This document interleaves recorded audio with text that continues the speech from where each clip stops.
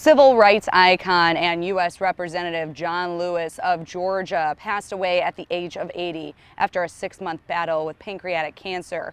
Here in St. Louis, leaders are remembering his historic life.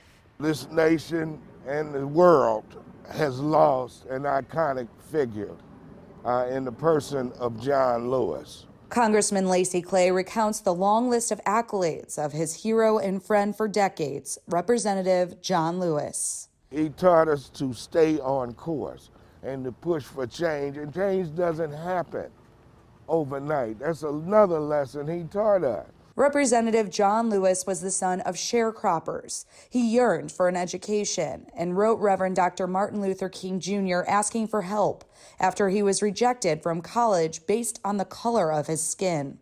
The two formed a friendship, and he also devoted his life to fighting segregation in the South.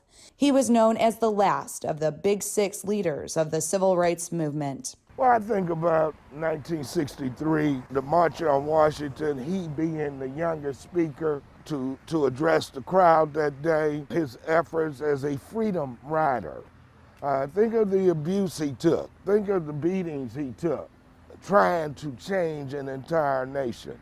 Lewis was beaten and trampled during Bloody Sunday in Selma, Alabama. He held Georgia's 5th congressional district from 1987 until his death. In 2011, he earned the Presidential Medal of Freedom for his work in the civil rights movement. That's the highest honor a civilian can hold. And Representative John Lewis was no stranger to St. Louis. He delivered an emotional commencement speech at Washington University in May of 2016. I was beaten, yes, several times, left bloody, but I didn't give up. I didn't become bitter. The way of peace, the way of love, the way of nonviolence is a much better way. A new documentary about his life was just released at the beginning of this month. It's called John Lewis, Good Trouble. In Pagedale, Michelle Medeiros, Fox 2 News.